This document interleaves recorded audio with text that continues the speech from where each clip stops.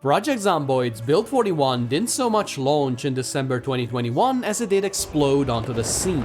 New animations, vastly better immersion, and actually functional multiplayer. It was the update that turned Zomboid from a cult classic into a full-blown juggernaut. In that single month, the player base skyrocketed to 7 times its previous size.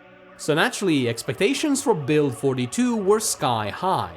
What's going to happen next? How could they possibly top this? The community was beyond excited, and then nothing. The unstable version of Build 42 wouldn't land until December 2024, a full 3 years later, and unfortunately without multiplayer. But when you look at the patch notes, the delay does start to make sense. This behemoth wasn't just another update. It was an attempt to rebuild massive sections of the game from the ground up, all in an effort to solidify Zomboid as the zombie game.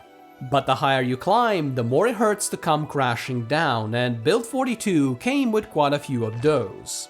So the Zomboid team spent most of 2025 doing what developers love the most, endlessly fixing, balancing, and occasionally destroying everything in new and interesting ways. But behind the scenes, the team was also cooking up something very, very special. A little holiday surprise. Update 42.13.0. The triumphant return of multiplayer. If you're anything like me and that sentence made you do the neuron activation monkey face, let me take you on a tour of what Build 42 really changed, what it broke, and whether a full year updates has turned it into the evolution Zomboid fans were always hoping for. Build 42's big centerpiece are the animals. On the surface, cows and rabbits don't sound very exciting, but they are just the first step on a road to something much, much greater. Proper, human-like NPCs. Once they arrive, Zomboid won't just be a zombie simulator, it'll be a collapse of a civilization simulator. And if the Zomboid team can really pull that off, they'll be directly responsible for me withering into a shriveled husk, as honestly, I won't be leaving the house ever again. As for the animals we have right now, they're fine. They're basically just walking steak and egg dispensers. There are no pets like cats and dogs to emotionally devastate you whenever they die, and there are no wolves or bears to give you cuddles while you blindly march through the woods.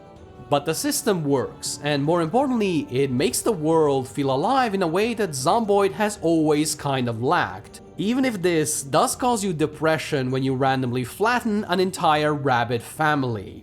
So the NPC system, much like the road, is definitely something to keep an eye on moving forward, as there are exciting things on the horizon. While the zombie changes in Build 42 are much humbler, their impact is still massive. First of all, zombies now make the most ungodly sounds imaginable, but not always.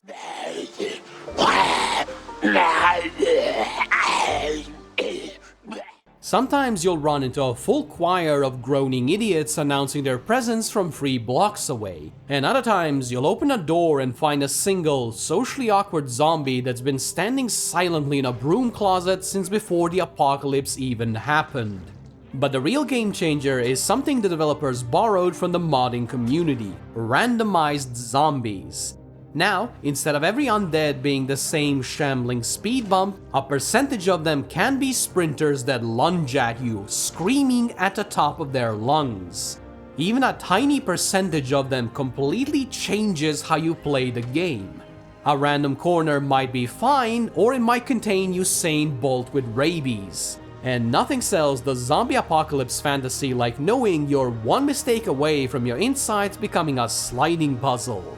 And then there's the migration bug, which I desperately hope becomes a feature. Sometimes massive hordes of zombies will just go somewhere. You'll be walking around, peacefully snacking on a roasted rabbit, when a conga line of 50 zombies just shuffles past you like they're late for a meeting. No warning, no noise, they're just there one moment and gone the next. And weirdly enough, I kind of love this bug because it feels like the world is doing its own thing whether you're involved in it or not. And I'll take that any day over the old zombie yarn ball where 20 of them just stand tangled up in the middle of the road like they're waiting for a bus. While you're huddling in fear, you can also dive into Build 42's rather ambitious crafting overhaul. You've got new professions like napping and carving to really bring out your inner caveman, blacksmithing so you can forge armor and look like an even more homeless Mad Max extra, and even a huge pile of new recipes spread across basically every skill in the game. Unfortunately, there is a catch. Crafting in Project Zomboid has never been elegant, and Build 42 really doubles down on the jank. If you want to make cereal, you can't just right-click and make it. You have to manually grab the milk, open a sub-menu to pour the milk into a bowl, and only then can you actually craft the cereal. Also, and I really do have to say this, who pours the milk first? That is serial killer behavior. Unfortunately, the grind is even worse.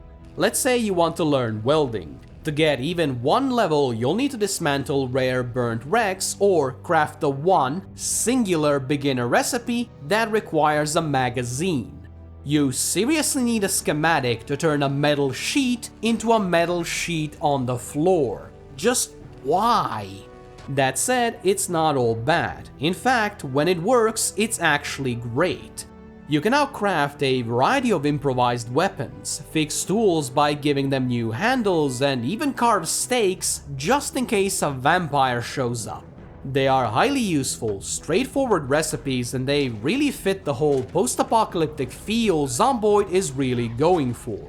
So, my honest advice is, until the system gets fully fleshed out, most likely in Build 43, just bump that crafting EXP gain in the sandbox settings.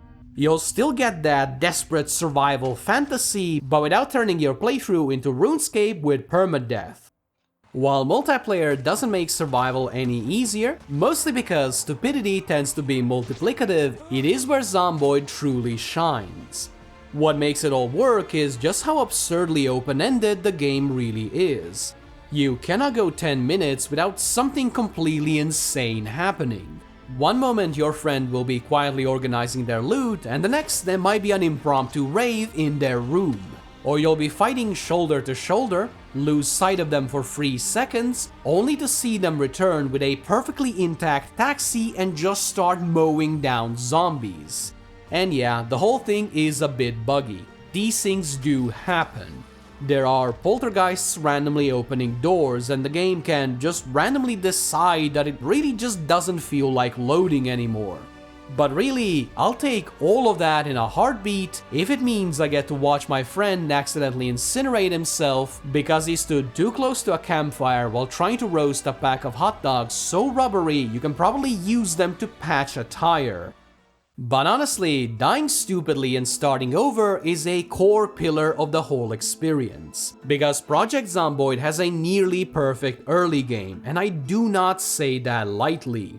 Those first few hours are just the right mix of stress, curiosity, and brief moments of calm as you attempt to stuff an entire ham down your pants. There's always an exciting goal, always something new to learn, and always something you really shouldn't try but absolutely will anyway. Build 42 has only made this gameplay loop even better by nearly doubling the map size. And best of all, they even went back and reworked older areas. Courtman Medical, for example, used to be a very boring little clinic in Moldra. Now it kind of feels like the Spencer Mansion from Resident Evil. And really, I am sort of offended there isn't at least one block sliding puzzle in there. But you know what? I'll find it in my heart to forgive because there is just so much new stuff to explore. You can play for hundreds of hours and still find new places to loot, places to base in, and eventually redecorate with piles of broken knives, empty cans, and oddly enough, tons and tons of wooden spoons.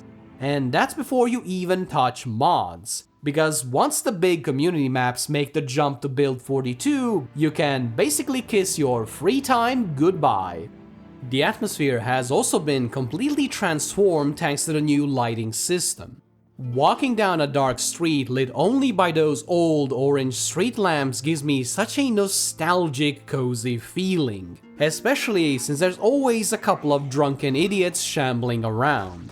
But indoors is where the changes really shine. Light now spreads through the rooms naturally, meaning you can actually see the kitchen once the power goes out.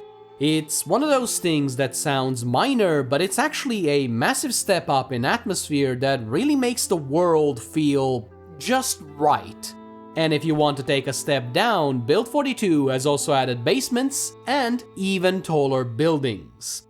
The basements are especially convenient. Instead of having to painstakingly dig your own grave, you can now simply trap yourself in a hole with only one way in and one way out. That way you can have an old zombie party for all eternity.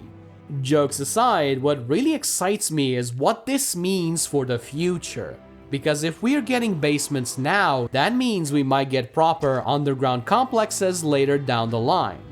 And yes, before you say it, I know about the secret military base and the March Ridge bunker, but those just don't count in my book. A real underground facility needs flair, it needs a bit of pizzazz, something to really make you feel like you shouldn't be there, yet at the same time, you really should. Or maybe I have just played way too much Resident Evil. So, is Build 42 worth playing? Honestly, yeah, absolutely. It's unfinished, the crafting is still janky, and there are bugs pretty much everywhere, but all of that quickly becomes background noise when you start smashing heads with a kettle maul. The game really is so good that you just wanna grind it into a powder, brew the powder into a coffee, and then just mainline it into your veins. Or maybe that's just me again. Well, either way, Build 42 really is a massive step forward for Project Zomboid. So while it is still very much a work in progress, the beta is definitely worth playing. Just maybe turn up the crafting experience first, because carving 100 spoons in a dark corner is something you're supposed to do in a horror movie asylum and not in your free time.